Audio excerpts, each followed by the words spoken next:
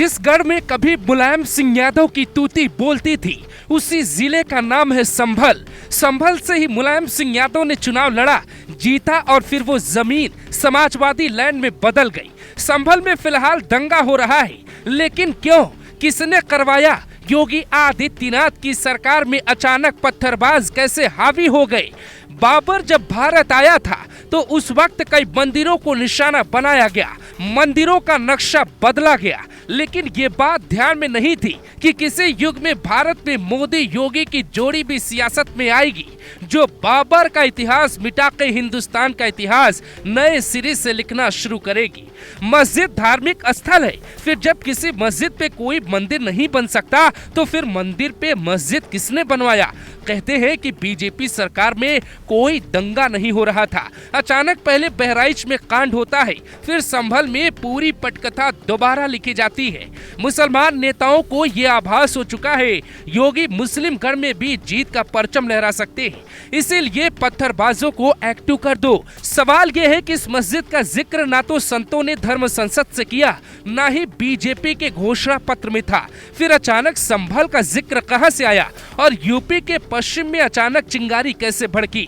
क्या योगी आदित्यनाथ के पास कोई ऐसी रिपोर्ट है जिसके बाद संभल के बाद मुरादाबाद, वहां से बरेली, फिर पूर्वांचल तक इसकी आंच पहुंच सकती है? कहते हैं कि छात्रों के आंदोलन में भी सपा ने यूपी हिलाने की कोशिश की, लेकिन वो संभव नहीं हो पाया क्योंकि छात्रों ने सपाइयों को घुसने का मौका नहीं दिया। संभल सपा का गढ़ है, वहां से शफीकुर रहमान 1974 से चुनाव जीत रहे थे, फिर उनकी मौत के बाद उनका पोता जिया उर रहमान सपा का सांसद है। वहां कुछ भी होगा, कंट्रोल सपा का होगा।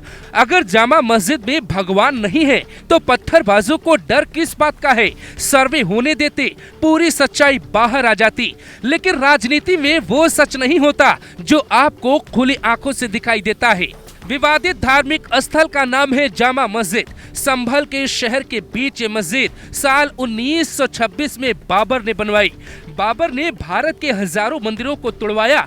राम मंदिर अयोध्या, ज्ञानवापी वाराणसी के साथ संभल का ये मंदिर भी शामिल था। संभल कभी हिंदुओं का गढ़ माना जाता था, लेकिन बाबर के आने के बाद वहाँ मुसलमानों की संख्या बढ़ गई। संभल की जिस मस्जिद का विवाद चल रहा है वो इलाका आता है संभल शहर में, जहाँ से सपा विधायक है नवाब इकबाल महमूद। यहीं से सपा के सांसद और शफीकुर रहमान के पोते जिया उर रहमान सांसद हैं, यानी पॉलिटिकल कंट्रोल समाजवादी पार्टी के पास है।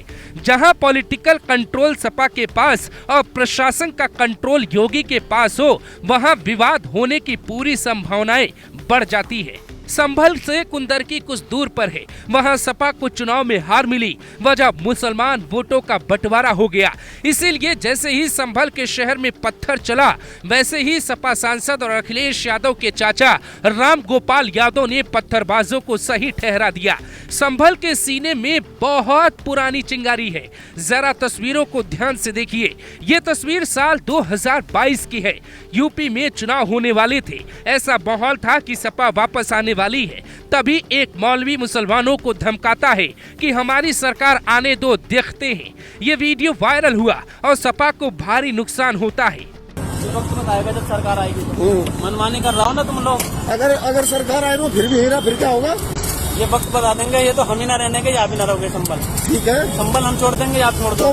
तो अपनी तैयारी कर दो चलने की। मैं तो यही रहूंगा, बस वो बता देंगे हम। कुछ दिनों पहले की बात है, एक और वीडियो वायरल होता है जिसमें एक मौलवी फिर कहता है कि चाकू मार दूंगा। ये वीडियो भी वायरल होता है। अब सपा संभल और मुरादाबाद की कुंदरकी, रामपुर की स्वार सीट हारेगी तो बौखलाहट जाहिर तौर पे बढ़ेगी। प्रशासन का काम है कोर्ट के आदेश को मानकर सर्वे करवाना। अगर मस्जिद में कोई भगवान नहीं है तो फिर कोर्ट में कपिल सिब्बल मुसलमानों की लड़ाई क्यों नहीं लड़ते? कपिल सिब्बल तो समाजवादी पार्टी के राज्यसभा सांसद भी हैं। जब विपक्ष मिलकर योगी का बुलडोजर रुकवा सकता है तो सर्वे के बाद अपना पक्ष कोर्ट में रखने के बजाय पत्थर क्यों उठाता है? एसपी और डीएम को पत्थरबाजों ने रोकने की कोशिश की। सीधे तौर पे ये सियासत है। आम लोगों की जान फंसी है। जैसे योगी ने हिंदुओं को एक करने के लिए नारा दिया, वैसे ही सपा को लगता है कि मस्जिद के बहाने ही सही मुसलमानों को एक किया जा सकता है। संभल को सपा का आधार कहा जाता है। हालांकि अब वहां बीजेपी जीत सकती है, इसीलिए वहां के लोकल सांसद और शफीकुर रहमान के पोते जिया उर रहमान की धड़कनें बढ़ी तो वो किस हद पे आ गए ये सब ने देख लिया। क्योंकि कुंदरकी में तो 62% मुसलमान मिलकर योगी को नहीं रोक पाए, तो संभल में 50% वोटर ही मुस्लिम है। वहां बीजेपी का झंडा लहरा सकता है, इसीलिए नेताओं ने पत्थरबाजों को एक्टिवेट कर दिया।